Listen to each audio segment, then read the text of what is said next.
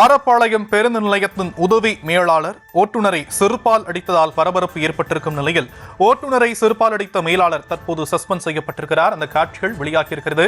விவரங்களை நம்முடைய செய்தியாளர் பாலமுருகன் வழங்க நாம் கேட்கலாம். பாலமுருகன், என்ன நடந்ததுங்க?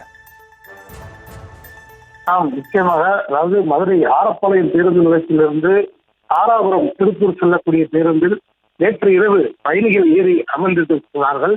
பேருந்தில் உள்ள சீட்டுகள் முழுவதிலும் பயணிகள் ஏறி அமர்ந்திருந்தும் பேருந்தை இயக்காமல் வெகு நேரமாக ஆனது. இதனால் கோபமடைந்த பயணிகள் ஏன் இவ்வளவு நேரமாகியும் பேருந்தை இயக்கவில்லை என்று பேருந்து ஓட்டுநர் கணேசனிடம் கேட்டபோது, மேலாளர் உத்தரவின்றி பேருந்தை குறிப்பிட்ட நேரத்திற்கு முன்பாக எடுத்துச் செல்ல முடியாது எனவும் பயணிகளிடம் தெரிவித்தார். இதனால் மேலாளரிடம் அனுமதி வாங்கி வர பயணிகளிடம் ஓட்டுநர் தெரிவிக்க பயணிகள் மேலாளர் மாரிமுத்து இருக்கும் இடத்திற்கு சென்று கேட்டபோது, ஓட்டுநர் கணேசன் ஆரப்பாளையத்திலிருந்து தாராபுரம் செல்லும் பேருந்தில் ஆரப்பாளையம் பேருந்து நிறுத்தத்தில் இருந்துதான் பயணிகளை ஏற்ற வேண்டும். ஆனால் இவர் வெளியில் ரவுண்டானா பகுதியில் வைத்து பயணிகளை ஏற்றி வந்ததாக இவர் மீது புகார் உள்ளது.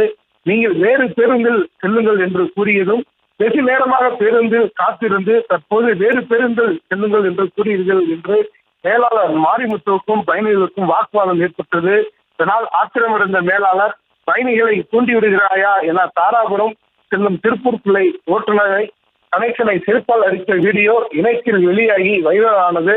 இதனால் ஓட்டுநரை செருப்பால் அடித்த மதுரை ஆரப்பாளையம் உதவி மேலாளர் மாரிமுத்துவை தற்காலிகமாக பணி நீக்கம் செய்து மதுரை மண்டல போக்குவரத்து நிர்வாக இயக்குநர் இளங்கோவன் உத்தரவிட்டிருக்கிறார். இதனால் பரபரப்பு ஏற்பட்டிருக்கிறது. விரிவான விவரங்களுக்கு நன்றி பாலமுருகன்.